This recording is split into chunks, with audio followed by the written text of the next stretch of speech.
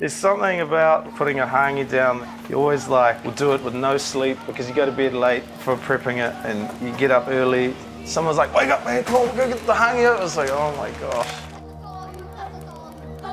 It's what I grew up with. It's a lot of hard work and good payoff. Especially taking charge of it later on in life, you appreciate it a lot more. True bloody love, man. I love it. I've been cooking for about 20 years here and overseas. Kind of learnt all these other Māori methods and, cutting lamb up on a block of wood with an axe. And then I was kind of classically trained French techniques and stuff like that, The preparation involved in the hāngī is huge, not only the meat and the vegetables and whatever's going into the hāngī, but getting it there the day before, having people to prep it, storing it overnight, digging the hole, pre-cutting all the meat. We're trying to do 200 kilos of pork and probably the same of chicken, 50 kilos of potatoes, 30 kilos of kumara, 16 or 17 pumpkins, depending on how big they are, 16 or 17 cabbages, and having them all laid out in the basket so that they all get smoked evenly and steamed evenly. And even that is a nightmare, I'll just get the... Because they're going to fall into the meat when it cooks. It's going to, eh? Holy bloody hell.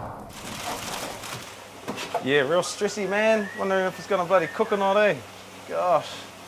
Ugh. I wonder which one's 1, 2, 3, 4, 5, 6. Shit, yeah, that one's bloody hot.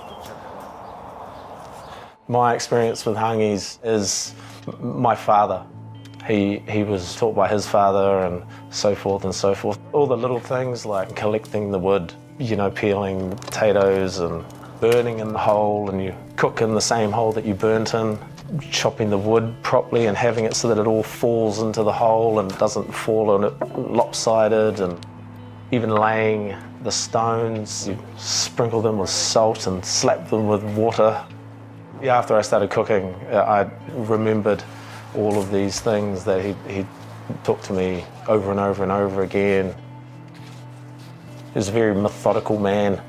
He used to take his time and never try and cut corners. What I do want to show is my kids, first and foremost. Passing on that knowledge and is great, especially getting it from my dad, and him from his dad. Man, it's cool, it's real cool. And, Māoridom, right? That's what it really goes back to, is spreading Māoridom as much as can. I remember as a kid, it was not cool to be Māori. Being a half caste, it was you were too white to be Māori sometimes and too Māori to be white sometimes. It was horrible. We didn't, learn te reo Māori when we were young, and only when we went back up north and around our whānau, and there's lots of people like that, eh?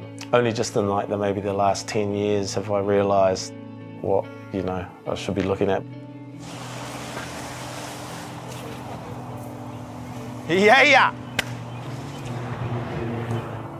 Oh, bro, I think we're in the money, man. Oh, fuck, that's hot, bro. Oh. Ooh.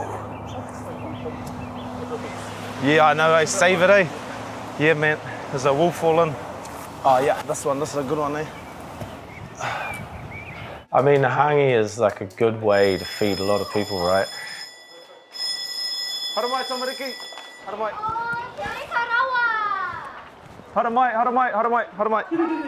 Haramai.